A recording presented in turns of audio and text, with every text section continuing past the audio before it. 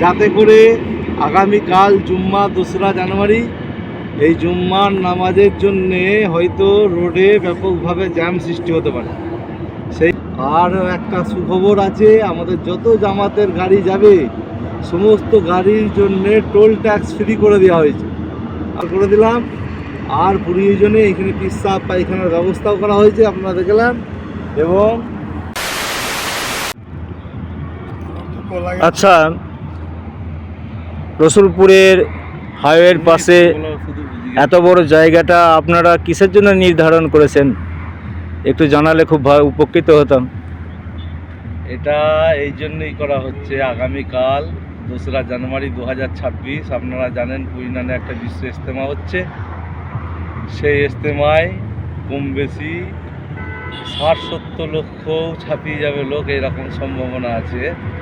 সেই জন্য আমরা এটা ঠিক আপনারা জানবেন যে ন্যাশনাল হাইওয়ে আছে না, এটা আপনি ক্যামেরাটা ঘোরান, ন্যাশনাল হাইওয়ের একদম টার্নিং পয়েন্ট, এরপরেই আমাদের Palsit toll tax, Palsit toll plaza.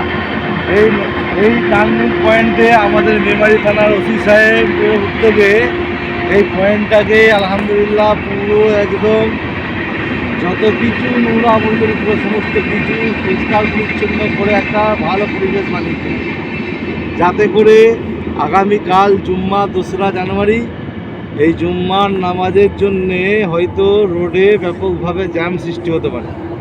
সেই কারণেই কিছু জামাতের যানবাহন যদি এখানে আমরা পার্কিং করিয়ে তাদের সেবা যত্ন করতে পারি, এটা খুবই ভালো। সেই জন্যে আমাদের মেমারি থানার উদ্যোগে এই কাজ করা হচ্ছে আলহামদুলিল্লাহ। আমরা জমিয়তের কিছু সাথী বড়বাবু ডেকেছিলেন, এসেছিলাম, সেই সাথে সাথ দিয়ে কালকের থেকে আমরা এই দায়িত্ব পালন করব ইনশাল্লাহ।